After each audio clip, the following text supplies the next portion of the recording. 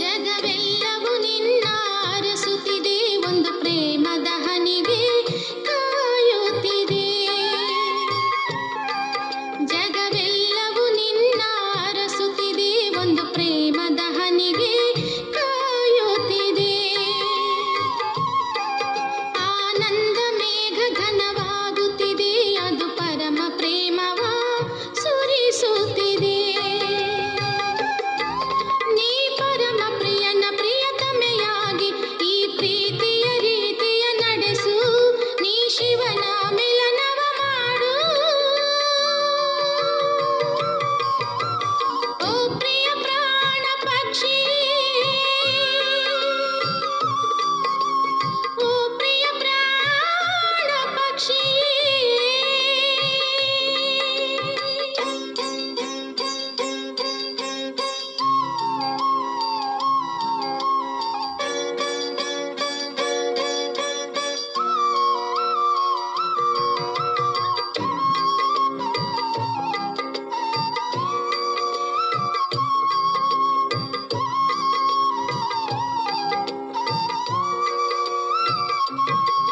ಹರಿಯುವ ನದಿಯು ನದಿ ಧಾರೆಯಿದು, ತೀರಿಸಲೇ ಇಲ್ಲ ದಾಹವನು.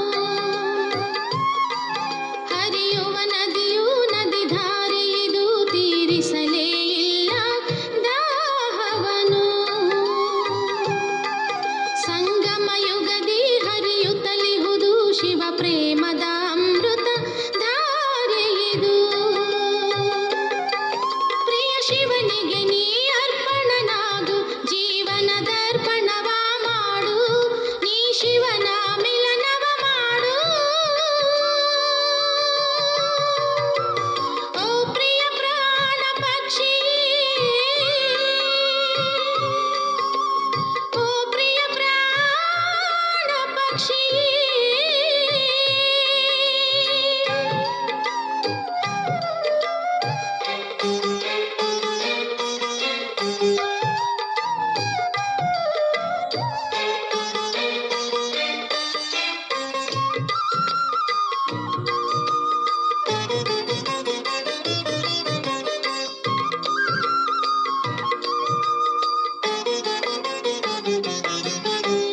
ಚಂದ್ರನ ಕಾಯುವ ಚಕೋರನಂತೆ ನೀ ನೋಡು ನಿರಂತರ ಶಿವನನ್ನೇ. ಚಂದ್ರನ ಕಾಯುವ ಚಕೋರನಂತೆ ನೀ ನೋಡು ನಿರಂತರ ಶಿವನನ್ನೇ. ಜ್ಯೋತಿರ್ಬಿಂದುವ ನೋಡುತ್ತ ಇಂದು ನಲಿಯುತ್ತಿದೆ ಮನ ಮಯೂರವಿದು. ನೀ ಮನದ ಕಲಶವ ಶಿವ ಸಾಗರದಲ್ಲಿ ಪ್ರೇಮದಿ ಮುಳುಗಿಸಿ ಇಂದು ನೀ ಶಿವನ ಮಿಲನವ ಮಾಡು. ಓ ಪ್ರಿಯ ಪ್ರಾಣ ಪಕ್ಷಿ. ಓಂ ಶಾಂತಿ. ಮಧುರಾತಿ ಮಧುರ ಶಿವ ಪರಮಾತ್ಮ ತಂದೆಯ ಮಧುರ ಮಹಾವಾಕ್ಯವನ್ನು ಕೇಳೋಣ. ಇಂದಿನ ಮುರಳಿಯ ದಿನಾಂಕವಾಗಿದೆ 7/8/2026. ಪ್ರಾತಃ ಮುರಳಿ ಬಾಪ್ತಾದ ಮಧುಬನ್. ಮಧುರ ಮಕ್ಕಳೇ, ಇಲ್ಲಿಯವರೆಗೆ ಏನೆಲ್ಲವನ್ನು ಓದಿದ್ದೀರೋ ಅದನ್ನು ಮರೆತು ಒಬ್ಬ ತಂದೆಯನ್ನು ನೆನಪು ಮಾಡಿರಿ. ಪ್ರಶ್ನೆಯಾಗಿದೆ, ಭಾರತದಲ್ಲಿ ಸತ್ಯಯುಗಿ ಸ್ವರಾಜ್ಯವನ್ನು ಸ್ಥಾಪನೆ ಮಾಡಲು ಯಾವ ಬಲ ಬೇಕು? ಯಾವ ಬಲ ಬೇಕು? ಉತ್ತರ, ಪವಿತ್ರತೆಯ ಬಲ. ನೀವು ಸರ್ವಶಕ್ತಿವಂತ ತಂದೆಯೊಂದಿಗೆ ಬುದ್ಧಿಯೋಗವನ್ನಿಟ್ಟು ಪವಿತ್ರರಾಗುತ್ತೀರಿ. ಈ ಪವಿತ್ರತೆಯ ಬಲದಿಂದಲೇ ಸತ್ಯಯುಗಿ ಸ್ವರಾಜ್ಯವು ಸ್ಥಾಪನೆಯಾಗುತ್ತದೆ. ಇದರಲ್ಲಿ ಯುದ್ಧ ಮೊದಲಾದವುಗಳ ಮಾತಿಲ್ಲ. ಜ್ಞಾನ ಮತ್ತು ಯೋಗ ಬಲವು ಪಾವನ ಪ್ರಪಂಚದ ಮಾಲೀಕರನ್ನಾಗಿ ಮಾಡುತ್ತದೆ. ಈ ಬಲದಿಂದ ಏಕಮತದ ಸ್ಥಾಪನೆಯಾಗಿ ಬಿಡುತ್ತದೆ. ಗೀತೆಯಾಗಿದೆ, ಕೊನೆಗೂ ಆ ದಿನ ಇಂದು ಬಂದಿತು. ಓಂ ಶಾಂತಿ. ಮಕ್ಕಳು, ಗೀತೆಯನ್ನು ಕೇಳಿದಿರಿ. ಈ ಗೀತೆಯು ನಾವು ರಚಿಸಿರುವಂತಹ ಗೀತೆಯಲ್ಲ. ಹೇಗೆ ಅನ್ಯ ವೇದ ಶಾಸ್ತ್ರಗಳ ಸಾರವನ್ನು ತಿಳಿಸಲಾಗುತ್ತದೆಯೋ ಹಾಗೆಯೇ ಮನುಷ್ಯರು ಬರೆದಿರುವ ಈ ಹಾಡುಗಳ ಸಾರವನ್ನು ತಿಳಿಸುತ್ತೇವೆ.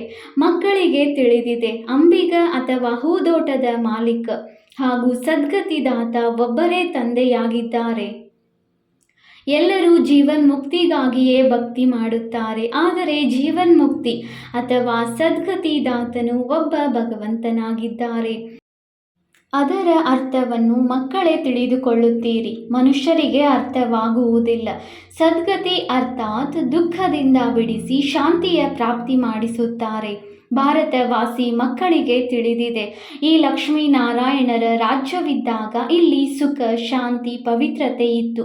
ರಾಧೆ ಕೃಷ್ಣನ ರಾಜ್ಯವೆಂದು ಹೇಳುವುದಿಲ್ಲ. ವಾಸ್ತವದಲ್ಲಿ ಮಾತೆಯರ ಜೊತೆಗಾತಿ ರಾಧೆಯಾಗಿದ್ದಾಳೆ. ರಾಧೆಯನ್ನು ಹೆಚ್ಚು ಪ್ರೀತಿ ಮಾಡಬೇಕು, ಆದರೆ ಮಾತೆಯರು ಕೃಷ್ಣನನ್ನೇ ಹೆಚ್ಚು ಪ್ರೀತಿ ಮಾಡುತ್ತಾರೆ. ಉಯ್ಯಾಲೆಯಲ್ಲಿ ತೂಗುತ್ತಾರೆ. ಕೃಷ್ಣ ಜನ್ಮಾಷ್ಟಮಿಯನ್ನು ಆಚರಿಸುತ್ತಾರೆ, ರಾಧೆಯ ಜಯಂತಿಯನ್ನು ಆಚರಿಸುವುದಿಲ್ಲ. ವಾಸ್ತವದಲ್ಲಿ ಇಬ್ಬರ ಜಯಂತಿಯನ್ನು ಆಚರಿಸಬೇಕು, ಆದರೆ ಮನುಷ್ಯರಿಗೆ ತಿಳುವಳಿಕೆ ಇಲ್ಲ. ಅವರ ಜೀವನ ಕಥೆಯನ್ನು ಯಾರೂ ತಿಳಿದುಕೊಂಡಿಲ್ಲ. ತಂದೆಯು ಬಂದು ತನ್ನ ಮತ್ತು ಎಲ್ಲರ ಜೀವನ ಚರಿತ್ರೆಯನ್ನು ತಿಳಿಸುತ್ತಾರೆ. ಮನುಷ್ಯರು ಶಿವ ಪರಮಾತ್ಮಾಯ ನಮಃ ಎಂದು ಹೇಳುತ್ತಾರೆ, ಆದರೆ ಅವರ ಜೀವನ ಕಥೆಯನ್ನು ತಿಳಿದುಕೊಂಡಿಲ್ಲ. ಮನುಷ್ಯರ ಜೀವನ ಕಥೆಗೆ ಇತಿಹಾಸ, ಭೂಗೋಳವೆಂದು ಹೇಳಲಾಗುತ್ತದೆ. ಹೇಗೆ ಎಷ್ಟು ಪ್ರಾಂತ್ಯಗಳಲ್ಲಿ ಯಾರ್ಯಾರು ರಾಜ್ಯ ಮಾಡುತ್ತಿದ್ದರು, ಎಷ್ಟು ಭೂಮಿಯ ಮೇಲೆ ರಾಜ್ಯ ಮಾಡುತ್ತಿದ್ದರು ಎಂದು ಪ್ರಪಂಚದ ಇತಿಹಾಸ, ಭೂಗೋಳವನ್ನು ತಿಳಿಸಲಾಗುತ್ತದೆಯಲ್ಲವೇ? ಹೇಗೆ ರಾಜ್ಯ ಮಾಡಿದರು, ಮತ್ತೆ ಅವರು ಎಲ್ಲಿಗೆ ಹೋದರು, ಈ ಮಾತುಗಳು ಯಾರಿಗೂ ತಿಳಿದಿಲ್ಲ. ನೀವು ಮಕ್ಕಳಿಗೆ ಬಹಳ ಚೆನ್ನಾಗಿ ತಿಳಿಸಲಾಗುತ್ತದೆ. ರಚಯಿತ ಮತ್ತು ರಚನೆಯ ಜ್ಞಾನವನ್ನು ಮಕ್ಕಳಿಗೆ ತಿಳಿಸುತ್ತೇನೆ. ನೀವು ಮಕ್ಕಳಿಗೆ ಅರ್ಥವಾಗಿದೆ. ಅವಶ್ಯವಾಗಿ ಈಗ ಕಲಿಯುಗದ ಅಂತ್ಯವಾಗಿದೆ ಮತ್ತು ಸತ್ಯಯುಗದ ಆದಿಯಾಗಿದೆ. ಸಂಗಮ ಯುಗದಲ್ಲಿಯೇ ಪರಮಪಿತ ಪರಮಾತ್ಮನು ಬಂದು ಮನುಷ್ಯರನ್ನು ಪಾವನ ದೇವತೆಗಳನ್ನಾಗಿ ಮಾಡುತ್ತಾರೆ. ಉತ್ತಮ ಪುರುಷರು ಅಥವಾ ಪುರುಷೋತ್ತಮರನ್ನಾಗಿ ಮಾಡುತ್ತಾರೆ. ಏಕೆಂದರೆ ಈ ಸಮಯದ ಪುರುಷರು ಉತ್ತಮರಲ್ಲ, ಕನಿಷ್ಠರಾಗಿದ್ದಾರೆ. ಉತ್ತಮ, ಮಧ್ಯಮ, ಕನಿಷ್ಠ, ಸತೋ ರಜೋ ತಮೋ ಇರುತ್ತಾರೆ. ಯಾರು ಚೆನ್ನಾಗಿ ಜ್ಞಾನವನ್ನು ಕೇಳುವರೋ ಅವರಿಗೆ ಸತೋಗುಣಿ ಎಂದು ಹೇಳುವರು. ಯಾರು ಸ್ವಲ್ಪ ಕೇಳುವರೋ ಅವರಿಗೆ ರಜೋಗುಣಿ ಎಂತಲೂ, ಯಾರು ಕೇಳುವುದೇ ಇಲ್ಲವೋ ಅವರಿಗೆ ತಮೋಗುಣಿ ಎಂದು ಹೇಳಲಾಗುವುದು. ವಿದ್ಯೆಯಲ್ಲಿಯೂ ಇದೇ ರೀತಿಯಾಗುತ್ತದೆ. ನೀವು ಮಕ್ಕಳಿಗೆ ಸತೋಪ್ರಧಾನ ವಿದ್ಯೆಯು ಬೇಕಾಗಿದೆ. ಆದ್ದರಿಂದ ನಿಮಗೆ ಸತೋಪ್ರಧಾನ ಲಕ್ಷ್ಮೀನಾರಾಯಣರಾಗುವ ಜ್ಞಾನವನ್ನು ಕೊಡಲಾಗುತ್ತದೆ. ನರನಿಂದ ನಾರಾಯಣ, ನಾರಿಯಿಂದ ಲಕ್ಷ್ಮಿಯಾಗಬೇಕಾಗಿದೆ. ಭಗವದ್ಗೀತೆಯನ್ನು ಇದು ಸತ್ಯವಾದ ಗೀತೆ ಎಂದು ನೀವು ಹೇಳುತ್ತೀರಿ. ನೀವು ಇದನ್ನು ಬರೆಯಬಹುದು. ಇದು ಸತ್ಯ ಗೀತಾ ಪಾಠಶಾಲೆಯಾಗಿದೆ. ಅರ್ಥಾತ್ ಸತ್ಯ ನಾರಾಯಣನಾಗುವ ಕತೆ ಅಥವಾ ಸತ್ಯ ಅಮರ ಕತೆ. ಸತ್ಯ ಮೂರನೇ ನೇತ್ರದ ಕಥೆಯಾಗಿದೆ. ಚಿತ್ರಗಳೆಲ್ಲವೂ ನಿಮ್ಮ ಬಳಿ ಇದೆ. ಇದರಲ್ಲಿ ಸಂಪೂರ್ಣ ಜ್ಞಾನವಿದೆ. ನೀವು ಮಕ್ಕಳು ಪ್ರತಿಜ್ಞೆ ಮಾಡುತ್ತೀರಿ, ನಾವು ಪ್ರಜಾಪಿತ ಬ್ರಹ್ಮ ಕುಮಾರಿಯರು ಭಾರತವನ್ನು ಸತೋಪ್ರಧಾನ ಸ್ವರ್ಗವನ್ನಾಗಿ ಮಾಡಿಯೇ ತೀರುತ್ತೇವೆ. ನೀವು ಇದನ್ನು ಪ್ರತಿಜ್ಞೆ ಮಾಡಬೇಕಾಗಿದೆ. ಗಾಂಧೀಜಿಯೂ ಸಹ ಪಾವನ ರಾಜ್ಯವನ್ನು ಬಯಸುತ್ತಿದ್ದರು. ಅಂದ ಮೇಲೆ ಅವಶ್ಯವಾಗಿ ಈಗ ಪತಿತ ರಾಜ್ಯವಾಗಿದೆ. ಆದರೆ ನಾವು ಪತಿತರಾಗಿದ್ದೇವೆ ಎಂಬುದನ್ನು ಯಾರೂ ತಿಳಿದುಕೊಳ್ಳುವುದಿಲ್ಲ. ಪಂಚವಿಕಾರಗಳೇ ರಾವಣನದಾಗಿದೆ. ರಾಮರಾಜ್ಯ ಬೇಕೆಂದು ಹೇಳುತ್ತಾರೆ. ಅಂದ ಮೇಲೆ ಅವಶ್ಯವಾಗಿ ಆಸೂರಿ ಸಂಪ್ರದಾಯದವರಾದರಲ್ಲವೇ? ಆದರೆ ಇಲ್ಲಿ ಯಾರ ಬುದ್ಧಿಯಲ್ಲಿಯೂ ಬರುವುದಿಲ್ಲ. ಎಷ್ಟು ದೊಡ್ಡ ದೊಡ್ಡ ಗುರುಗಳು ಸಹ ಇದನ್ನು ತಿಳಿದುಕೊಳ್ಳುವುದಿಲ್ಲ. ನೀವು ಮಕ್ಕಳು ಪ್ರತಿಜ್ಞೆ ಮಾಡುತ್ತೀರಿ, ನಾವು ಶ್ರೀಮತದಂತೆ ಬ್ರಹ್ಮರವರ ಮೂಲಕ 5000 ವರ್ಷಗಳ ಹಿಂದಿನ ತರಹ ದೈವಿ ರಾಜ್ಯವನ್ನು ಸ್ಥಾಪನೆ ಮಾಡುತ್ತೇವೆ. ಇದು ಪುರುಷೋತ್ತಮ ಸಂಗಮ ಯುಗವಾಗಿದೆ. ಈ ಸಮಯದಲ್ಲಿಯೇ ನೀವು ಕನಿಷ್ಠ ಪುರುಷರಿಂದ ಸತೋಪ್ರಧಾನ ಪುರುಷೋತ್ತಮರು ಆಗುತ್ತೀರಿ. ಮರ್ಯಾದಾ ಪುರುಷೋತ್ತಮ ಆದಿ ಸನಾತನ ದೇವಿ ದೇವತಾ ಧರ್ಮವೇ ಆಗಿದೆ. ಈಗ ಒಂದೇ ದೇವಿ ದೇವತಾ ಧರ್ಮದ ಸ್ಥಾಪನೆಯಾಗುತ್ತದೆ, ಮತ್ಯಾವುದೂ ಆಗುವುದಿಲ್ಲ. ನೀವು ಮಕ್ಕಳು ಸಿದ್ಧ ಮಾಡಿ ತಿಳಿಸುತ್ತೀರಿ. ಸತ್ಯಯುಗದಲ್ಲಿ ಒಂದು ಧರ್ಮ, ಒಂದು ರಾಜ್ಯವಿತ್ತು. ಬಲೆ, ತ್ರೇತಾದಲ್ಲಿ ಸೂರ್ಯವಂಶೀಯರಿಂದ ಬದಲಾಗಿ ಚಂದ್ರವಂಶೀಯರು ಆಗುತ್ತಾರೆ, ಆದರೆ ಭಾಷೆಯು ಮಾತ್ರ ಒಂದೇ ಇರುತ್ತದೆ. ಈಗಂತೂ ಭಾರತದಲ್ಲಿ ಅನೇಕ ಭಾಷೆಗಳಿವೆ. ಮಕ್ಕಳಿಗೆ ತಿಳಿದಿದೆ, ನಮ್ಮ ರಾಜ್ಯದಲ್ಲಿ ಒಂದೇ ಭಾಷೆ ಇತ್ತು. ಈಗಂತೂ ಬಹಳಷ್ಟು ನೋಡುತ್ತಾ ಇರುತ್ತೀರಿ. ಹೇಗೆ ತೀರ್ಥಯಾತ್ರೆಯಿಂದ ಮರಳಿ ಬರುವಾಗ ತನ್ನ ದೇಶವು ಸಮೀಪಿಸುತ್ತಿದ್ದಂತೆಯೇ ನೋಡಿ, ಈಗ ನಮ್ಮ ಮನೆ ಬಂದು ಬಿಟ್ಟಿತು, ಹೋಗಿ ಮಿಲನ ಮಾಡುತ್ತೇವೆಂದು ಖುಷಿಯಾಗುತ್ತದೆ. ನಿಮಗೂ ಸಹ ನಿಮ್ಮ ರಾಜಧಾನಿಯ ಸಾಕ್ಷಾತ್ಕಾರವಾಗುತ್ತಾ ಇರುವುದು, ತಮ್ಮ ಪುರುಷಾರ್ಥದ ಸಾಕ್ಷಾತ್ಕಾರವೂ ಆಗುವುದು. ನೋಡುತ್ತೀರಿ, ತಂದೆಯು ನಮಗೆ ಪುರುಷಾರ್ಥ ಮಾಡಿ ಎಂದು ಎಷ್ಟೊಂದು ಹೇಳುತ್ತಾರೆ. ಇಲ್ಲದಿದ್ದರೆ ಹಾಜಿ ಎನ್ನಬೇಕಾಗುವುದು ಮತ್ತು ಪದವಿಯು ಕಡಿಮೆಯಾಗುವುದು. ಯೋಗದ ಯಾತ್ರೆಯನ್ನು ಎಲ್ಲರಿಗೂ ತಿಳಿಸುತ್ತಾ ಇರಿ. ತಿಳಿಸುವುದು ಬಹಳ ಸಹಜವಾಗಿದೆ. ಏಣಿಯ ಜ್ಞಾನವು ಎಷ್ಟು ಸಹಜವಾಗಿದೆ. ಯಾರು ತಡವಾಗಿ ಬರುವರೋ ಅವರಿಗೆ ದಿನ ಪ್ರತಿದಿನ ಇನ್ನೂ ಸಹಜ ಜ್ಞಾನವು ಸಿಗುತ್ತದೆ. ಒಂದು ವಾರದಲ್ಲಿಯೇ ಸಹಜವಾಗಿ ತಿಳಿದುಕೊಳ್ಳುತ್ತಾರೆ. ಆ ರೀತಿಯಲ್ಲಿ ಚಿತ್ರಗಳು ತಯಾರಾಗಿವೆ. ಯಾವುದರಲ್ಲಿ ಬಹಳ ಸ್ಪಷ್ಟ ಜ್ಞಾನವಿದೆ. 84 ಜನ್ಮಗಳ ಚಕ್ರದ ಜ್ಞಾನವು ಸರಿಯಾಗಿದೆ. ಇದು ಭಾರತವಾಸಿಗಳಿಗಾಗಿಯೇ ಇದೆ. ನೀವು ಮಕ್ಕಳ ಬುದ್ಧಿಯಲ್ಲಿ ಸಂಪೂರ್ಣ ಜ್ಞಾನವಿದೆ. ನೀವು ತಿಳಿದುಕೊಂಡಿದ್ದೀರಿ. ಪತಿತ ಪಾವನ ಸದ್ಗತಿದಾತ ಶಿವ ತಂದೆಯ ಮತದಂತೆ ನಾವು ಪುನಃ ಸಹಜ ರಾಜಯೋಗ ಬಲದಿಂದ ನಮ್ಮ ತನು ಮನ ಧನದಿಂದ ಭಾರತವನ್ನು ಸ್ವರ್ಗವನ್ನಾಗಿ ಮಾಡುತ್ತೇವೆ. ಮತ್ಯಾರದೇ ಧನವನ್ನು ನಾವು ಉಪಯೋಗಿಸುವುದಿಲ್ಲ. ನಮ್ಮದೇ ತನು ಮನ ಧನದಿಂದ ನಾವು ಸೇವೆ ಮಾಡುತ್ತೇವೆ. ಯಾರೆಷ್ಟು ಮಾಡುವರೋ ಅವರು ತಮ್ಮ ಭವಿಷ್ಯಕ್ಕಾಗಿ ಮಾಡಿಕೊಳ್ಳುವರು. ನೀವೇ ಮನೆಯ ಮಕ್ಕಳಾಗಿದ್ದೀರಿ. ನಿಮ್ಮಿಂದಲೇ ತಂದೆಯು ಸತ್ಯಯುಗಿ ಸ್ವರಾಜ್ಯವನ್ನು ಸ್ಥಾಪನೆ ಮಾಡಿಸುತ್ತಿದ್ದಾರೆ. ನೀವೇ ಖರ್ಚು ಮಾಡುತ್ತೀರಿ. ನಿಮ್ಮದೇನು ಜಾಸ್ತಿ ಖರ್ಚಿಲ್ಲ. ನೀವು ಕೇವಲ ಶಿವ ತಂದೆಯನ್ನು ನೆನಪು ಮಾಡಬೇಕಾಗಿದೆ. ಕನ್ಯೆಯರು ಏನು ಖರ್ಚು ಮಾಡುವರು? ಅವರ ಬಳಿ ಏನಾದರೂ ಇದೆಯೇ? ತಂದೆಯು ಮಕ್ಕಳಿಂದ ಶುಲ್ಕವೇನನ್ನು ತೆಗೆದುಕೊಳ್ಳುವರು? ಏನೂ ಇಲ್ಲ.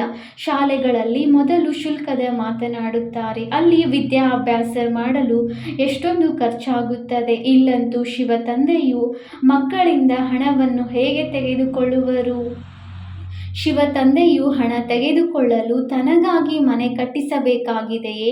ನೀವು ಮಕ್ಕಳು ಭವಿಷ್ಯ ಸ್ವರ್ಗದಲ್ಲಿ ಹೋಗಿ ವಜ್ರ ವೈಡೂರ್ಯಗಳ ಮಹಲುಗಳನ್ನು ಕಟ್ಟಿಸಬೇಕಾಗಿದೆ. ಆದ್ದರಿಂದ ನೀವಿಲ್ಲಿ ಏನೆಲ್ಲವನ್ನು ಮಾಡುತ್ತೀರೋ ಅದಕ್ಕೆ ಮರುಪಾವತಿಯಾಗಿ ಭವಿಷ್ಯದಲ್ಲಿ ನಿಮಗೆ ಮಹಲು ಸಿಕ್ಕಿಬಿಡುತ್ತದೆ.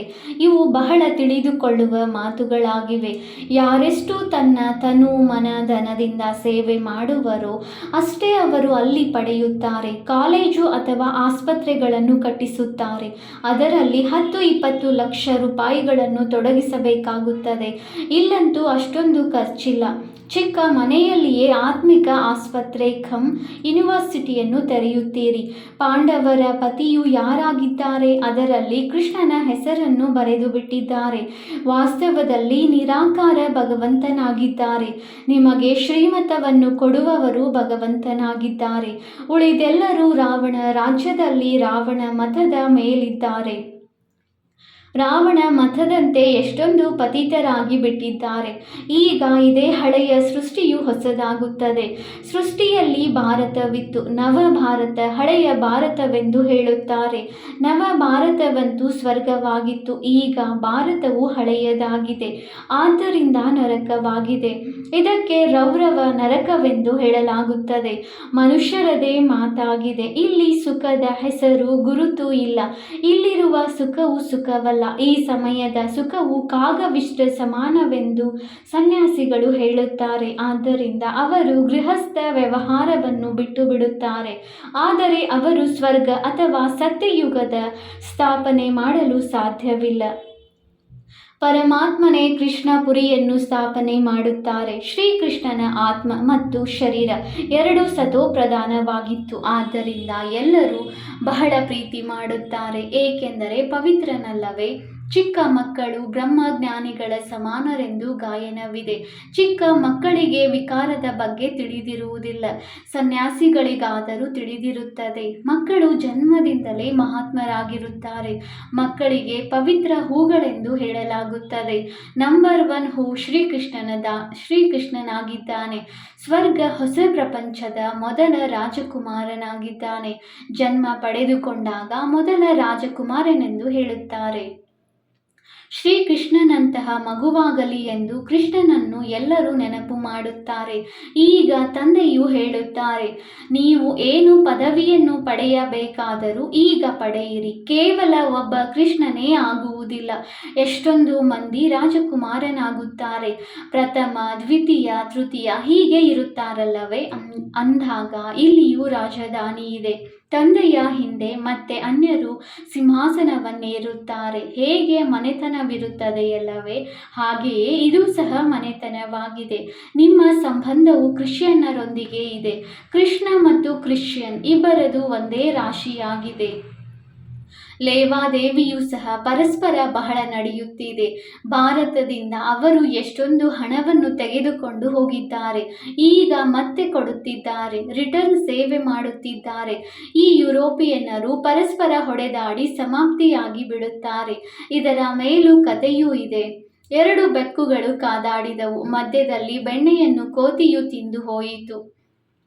ಈ ಮಾತು ಈಗಿನದಾಗಿದೆ. ಅವರು ಪರಸ್ಪರ ಹೊಡೆದಾಡುತ್ತಾರೆ ಮತ್ತು ರಾಜ್ಯ ಭಾಗ್ಯವು ನಿಮಗೆ ಸಿಗುತ್ತದೆ. ಈಗ ನೀವು ಮಕ್ಕಳಿಗೆ ಅಪಾರ ಜ್ಞಾನವಿದೆ. ನೀವು ಮಕ್ಕಳ ಬುದ್ಧಿಯಲ್ಲಿದೆ. ನಾವೆಲ್ಲರೂ ಬ್ರಹ್ಮ ಕುಮಾರಿಯರು ಆಗಿದ್ದೇವೆ. ನಾವು ಗುಜರಾತಿನವರಾಗಿದ್ದೇವೆ, ಬಂಗಾಳದವರಾಗಿದ್ದೇವೆ ಎಂಬುವುದೇನೂ ಇಲ್ಲ. ಈ ಮತಭೇದವು ಹೊರಟು ಹೋಗಬೇಕು.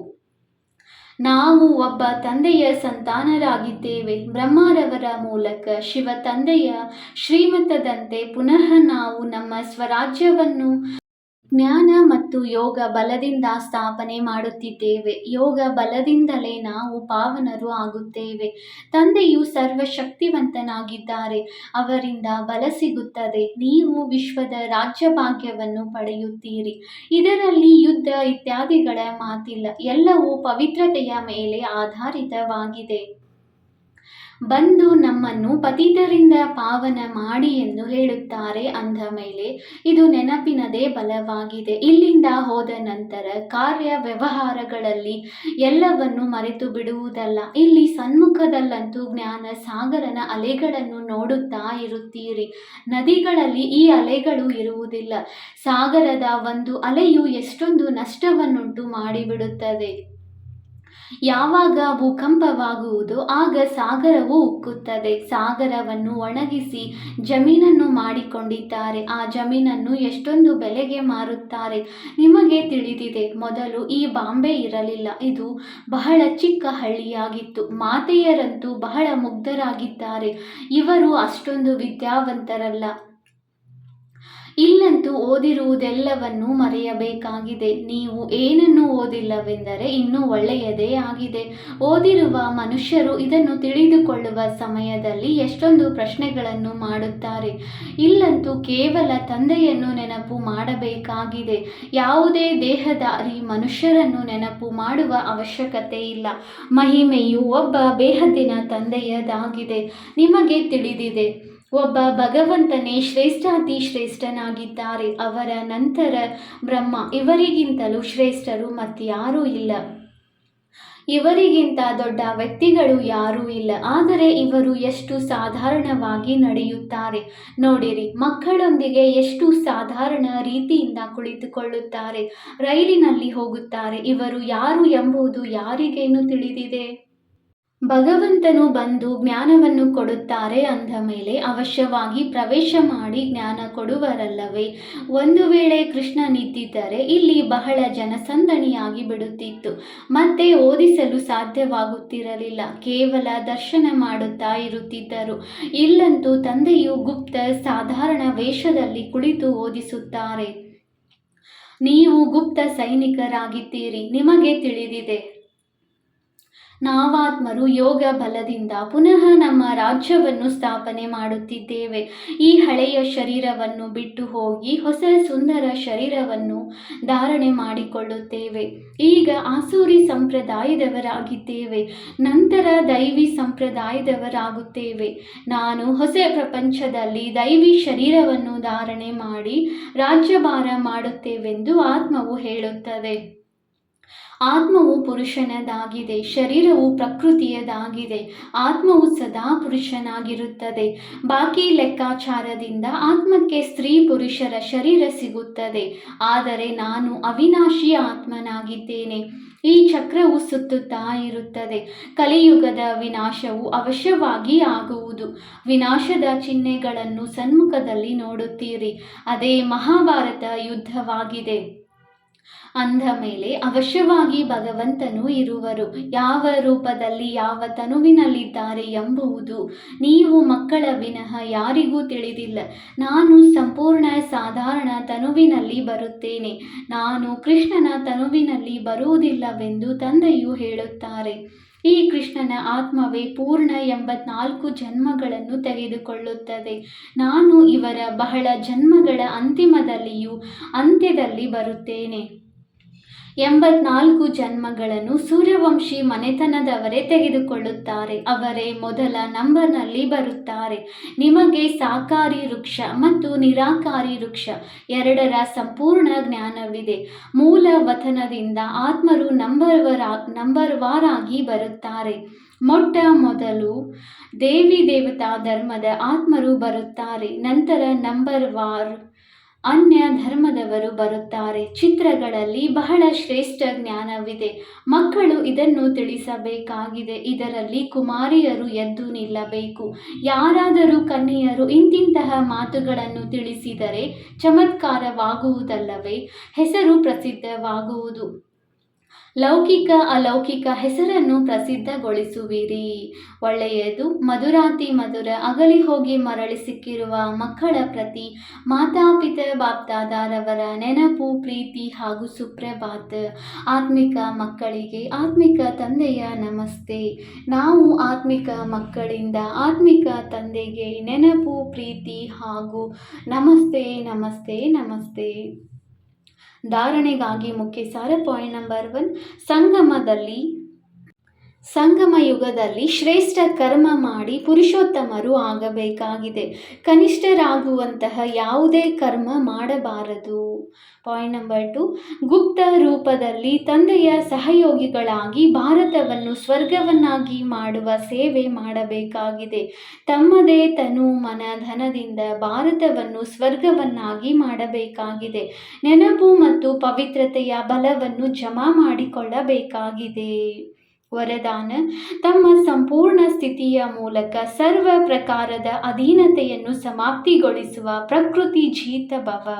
ಯಾವಾಗ ತಾವು ತಮ್ಮ ಸಂಪೂರ್ಣ ಸ್ಥಿತಿಯಲ್ಲಿ ಇರುತ್ತೀರೆಂದರೆ ಪ್ರಕೃತಿ ಮೇಲೂ ವಿಜಯ ಅರ್ಥಾತ್ ಅಧಿಕಾರದ ಅನುಭವವಾಗುವುದು. ಸಂಪೂರ್ಣ ಸ್ಥಿತಿಯಲ್ಲಿ ಯಾವುದೇ ಪ್ರಕಾರದ ಅಧೀನತೆಯೂ ಇರುವುದಿಲ್ಲ. ಆದರೆ ಇಂತಹ ಸಂಪೂರ್ಣ ಸ್ಥಿತಿಯನ್ನು ತಯಾರು ಮಾಡಿಕೊಳ್ಳುವುದಕ್ಕಾಗಿ 3 ಮಾತುಗಳು ಒಟ್ಟೊಟ್ಟಿಗೆ ಇರಬೇಕು. 1, ಆತ್ಮೀಯತೆ. 2ನೇಯದು ಆತ್ಮಿಕ ಸುಗಂಧ ಮತ್ತು ದಯಾಹೃದಯಿಯ ಗುಣ.